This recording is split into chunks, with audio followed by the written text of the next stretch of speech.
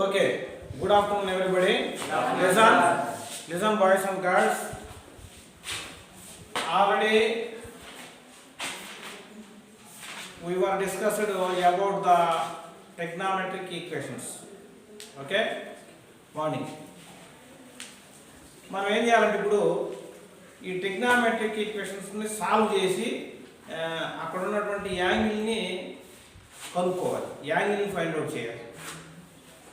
Okay, చూడండి, angle find out చేసినప్పుడు trigonometric ఈక్వేషన్స్లో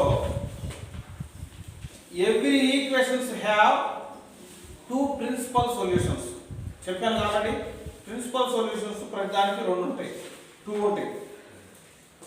దానికి 0 నుంచి 2πకి మధ్యలో ఉంటాయి అన్నమాట. కాబట్టి 0కి 2కి 2πకి మధ్యలో ఉండేది ప్రిన్సిపల్ టూ వాల్యూస్ ఉంటాయి అనేది చెప్పడానికి నేను ఆల్రెడీ క్వాడ్రంట్స్ చెప్పాం. క్వాడ్రంట్ 1, క్వాడ్రంట్ 2, క్వాడ్రంట్ 3, క్వాడ్రంట్ 4 ఉంది కదా.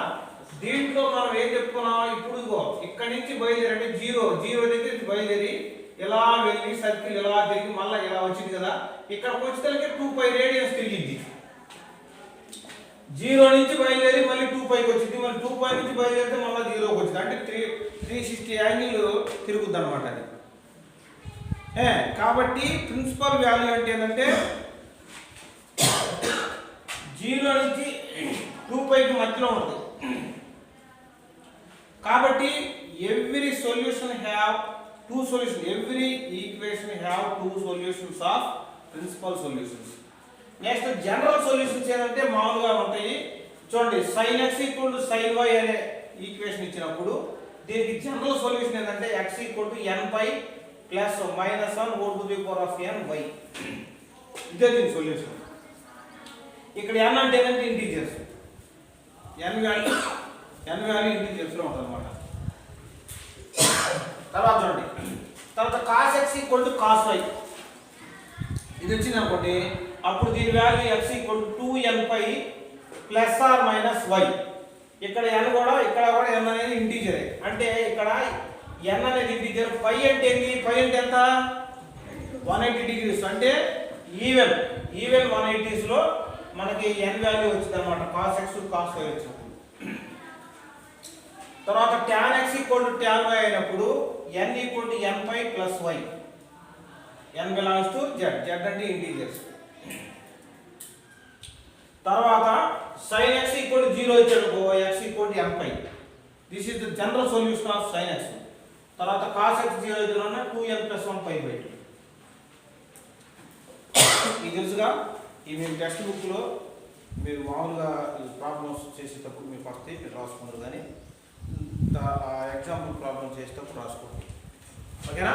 Next we are going to the exercise number 3.4. రాసుకోండి. 3.4 exercise number 3.4.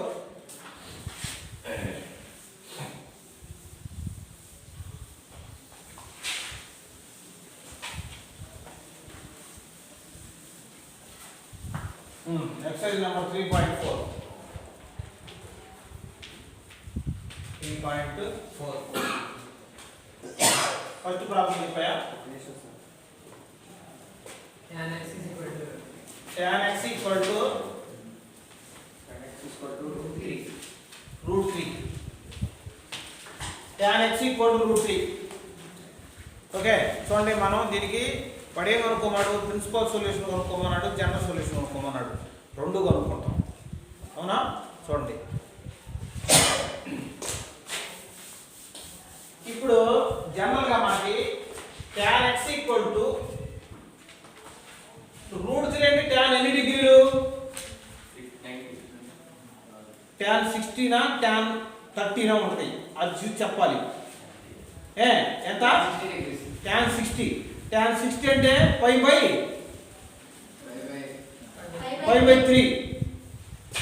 tan π/3.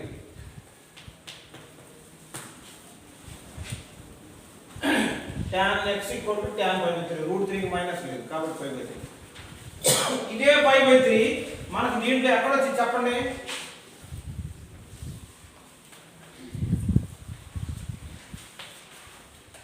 దీంట్లో చెప్పండి. ఇప్పుడు ఇక్కడ 6 ఇక్కడ సైన్ కాస్ అవునా ఈ రెండే ప్లస్లు ఇక్కడ టాన్ కాట్ ఈ రెండు ప్లస్లు ఇక్కడ కాస్ సీకెంట్ ఈ రెండు ప్లస్లు అవునా ఇక్కడ మీకు ఇక్కడ ఏంటి ఇక్కడ 9 π/2 మైనస్ థీటా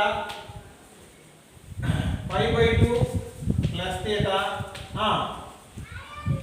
ఇక్కడ 5 minus theta 5 plus theta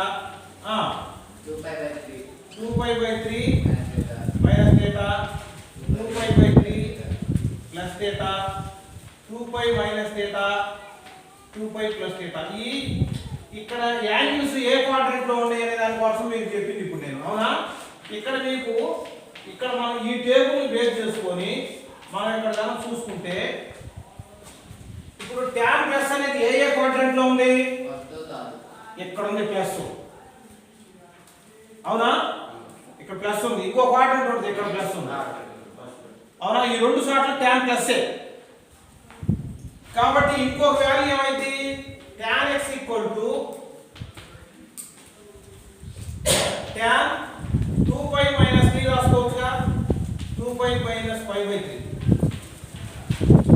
tan 2π minus π/3 ఏమైంది tan π/3 కదా వచ్చేది తప్పకుండా tan 2π అంటే 360 మైనస్ θ tan 360 మైనస్ θ tan θ గా ఆ ప్లస్ వచ్చేది కాబట్టి 2π అంటే ఈవెన్ 90 కాబట్టి వచ్చేది అదే tan అవుతుంది కాబట్టి ఎంత √3 అంటే చూడండి 6π మైనస్ 5π అంటే tan 5π/3 వచ్చింది మనకి అంటే tan x అంటే ఇది ఒకటి వచ్చింది రెండు వచ్చింది therefore the principal value is x ఎంత π/3 కామా 5/5 రెండు వాల్యూస్ వచ్చింది ఇది ఆన్సర్ అర్థమైందా these are the principal values of tan x √3 these two are the principal values of tan x √3 దీనికి జనరల్ సొల్యూషన్ ఎలా చెప్పండి ప్రిన్సిపల్ సొల్యూషన్స్ జనరల్ సొల్యూషన్స్ ఇందా చెప్పా n ఫైల్ చెప్పండి x tan x కదా n పై ప్లస్ y అవునా అంటే ఈ y ప్లేస్ లో ఏం రాయాలంటే 5/3 రాయాలి where n is belongs to z ఇది జనరల్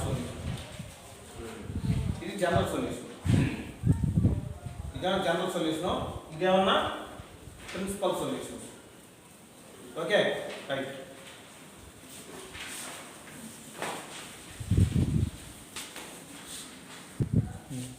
సరే చూడండి జస్ట్ మిస్టేక్ ఇక్కడ చూడండి ఇది మనకి 5 ప్లస్ θ అంటే tan of 5 ప్లస్ θ అయితేనే ప్లస్ అయింది tan of 5 ప్లస్ θ ప్లస్ అయింది 2π ప్లస్ θ అయింది 2π మైనస్ θ అనేది ఫోర్త్ క్వాడ్రంట్ ఇక్కడ మైనస్ కాబట్టి అది సెట్ కాదు మనకి ఇక్కడ ఏంటంటే 5 ప్లస్ 5/3 అంటే 3π plus 5 4π/3 tan 4π/3 is the principal value of the given tan x కాబట్టి అప్పుడు ఇది x π/3 4π/3 ఈ π/3 ఎక్కడ ఉంటుంది 60 డిగ్రీస్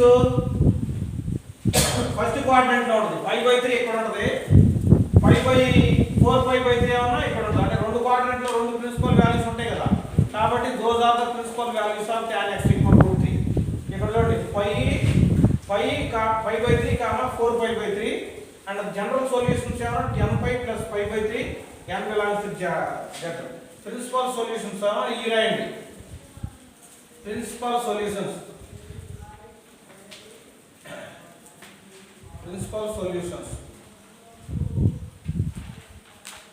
ఇదేమన్నా general solution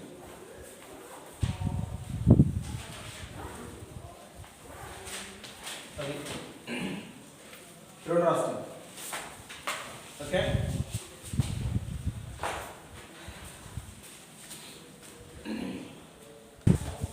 Okay.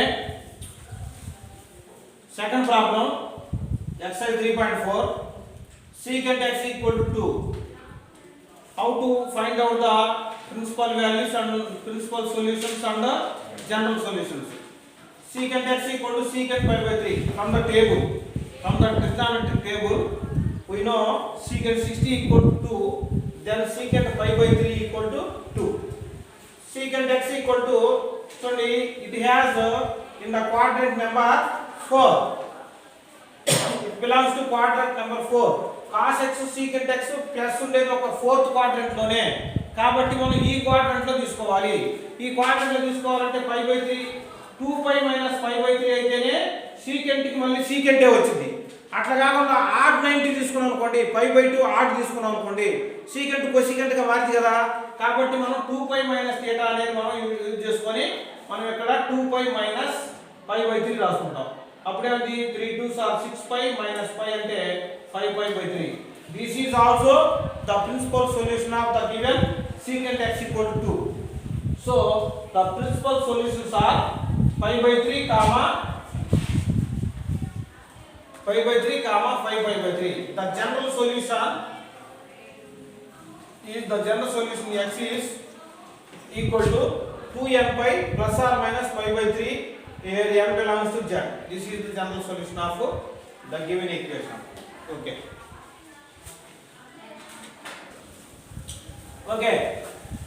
Cot x equal to minus root 3 given. Cot x equal to minus root 3. ఇక్కడ చూడండి, cot x equal to minus cot pi by 6. root 3 అంటే cot pi by 6. cot ముందు minus ఉంది, cot pi by 6.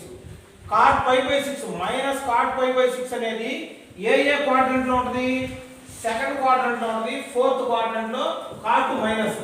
కాబట్టి మనం ఇక్కడ angles తీసుకొని మనం ఇక్కడ డ్రా చేయాలి. ఇక్కడ చూడండి, cot of pi minus pi by 6 అంటే cot of pi minus pi by 6 అంటే cot pi by 6.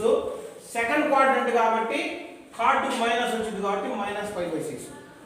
కాబట్టి cos pi minus pi by 6 అంటే ఇక్కడ 6π minus pi by 6 that equal to 5π by 6. అదే విధంగా cot θ equal to minus cot pi by 6. Second అంటే fourth quadrant తీసుకొని second principal వాల్యూని మనం కనుక్కుంటాం. ఇక్కడ ఏమైంది? cot 2π minus pi by 6 అంటే 6 2s are 12π minus pi by 6 equal to 11π by 6. Therefore the principal solutions are 5π by 6 comma 11π by 6, and also the general solution is nπ plus 5π by 6 comma n belongs to z. Okay, ఇది అర్థం అవుతుందా? చూడండి, దీంట్లో మీకు అర్థం కావాల్సిన main point ఏంటంటే ఈ దీంట్లో ఎలా మారుతుంది అనేది తెలియాలి. మీకు ఆల్రెడీ ఒకసారి చెప్పాను, 10th క్లాస్లో కూడా నేర్చుకొని ఉంటారు. మళ్ళా ఇంకొకసారి చదువుతున్నానండి, ఇంకొకసారి చదువునండి. Pi plus R minus θ, 2π plus R minus θ, ఈ రెండింటికి చూడండి, ఇది ఈవెన్ 90. 290 180, పై అంటే 180 అవునా? 290 అయితే 180, ఇది 2π అంటే 360, 490 అయితే 180, 490 అయితే 360 అవునా? అది ఈవెన్ మల్టిప్లికేషనే కదా. ఇప్పుడు దీన్ని ఎలా రాయొచ్చు? 2π by 2 రాస్తాంగా. దీన్ని ఎలా రాయొచ్చు? 4π by 2 రాస్తాంగా. అంటే ఇక్కడ 4 2 అనేది ఈవెన్ నెంబర్, ఈవెన్ 90. ఈవెన్ 90కి ఏంటంటే సైన్ ఉంటే సైనే వచ్చింది, కాస్ ఉంటే కాసే వచ్చింది, ట్యాన్ ఉంటే ట్యానే వచ్చింది. మార్చుకునే తప్పు ఎలా? కాట్ ఉంటే అంటే ఏది ఉంటే అదే వచ్చింది. అట్లా కాకుండా π by 2 ప్లస్ ఆర్ మైనస్ θ ఏంది, తర్వాత 2π by 3 ప్లస్ ఆర్ మైనస్ θ చూసారా? దీనికి మాత్రం సైన్ ఏమన్నా కాసుగా మారింది. ఇంతకుముందు చెప్పాను, గుర్తుందో లేదు? కాస్ ఏమో సైన్ గా మారింది, సైన్ కాస్ గా మారింది. కాట్ ఏమో ట్యాన్ గా మారింది, ట్యాన్ కాట్ గా మారింది. సీకెంట్ కోసికెంట్ అయింది, కోసికెంట్ సీకెంట్ అయింది. అవి గుర్తు లేకపోతే మాత్రం మీరు అవి చేయలేరు. అది బాగా గుర్తుపెట్టుకొని చేయాల్సిన విషయం ఇది. నేను అందుకే ఇక్కడ ఏం చేశాను, కాట్ ఏ రావాలంటే మనం ఈవెన్ మల్టిప్లికేషన్ ఈవెన్ 90తోనే మనం యాడ్ చేసుకొని పోవాలి. కాట్ కాట్ ఏ రావాలి. ట్యాన్గా మారింది కాబట్టి అప్పుడు మన సొల్యూషన్ రాదు కదా, వచ్చింది కానీ దానికి ఇంకో 2 స్టెప్పులు అదనంగా వస్తాయి. దాన్ని దృష్టిలో పెట్టుకొని ఫస్ట్ క్వాడ్రంట్లో ఏముంది, సెకండ్ క్వాడ్రంట్లో ఏముంది చూసుకొని డ్రా చేసుకుంటా పోవాలి. ఓకే, అర్థమైందా? నెక్స్ట్ ప్రాబ్లం ఇక్కడ చూడండి, ఇక్కడ 2π/3 పడింది మిస్టేక్. 3π/2 3π/2 మైనస్ θ అంటే 270 మైనస్ θ అని, 3π/2 ప్లస్ θ అంటే 270 ప్లస్ θ అని, 270 ప్లస్ θ అని అర్థం అనమాట. నెక్స్ట్ ప్రాబ్లం ఏమది? ఫోర్త్ ప్రాబ్లం చెప్పరా. ఫోర్త్ ప్రాబ్లం ఏది? cosecant x equal to -2. ఇది మీరు చేయండి, ఇది హోంవర్క్. కింద డిస్క్రిప్షన్ ఉంటుంది, డిస్క్రిప్షన్లో కామెంట్ బాక్స్లో పెట్టండి ఆన్సర్. ఓకే.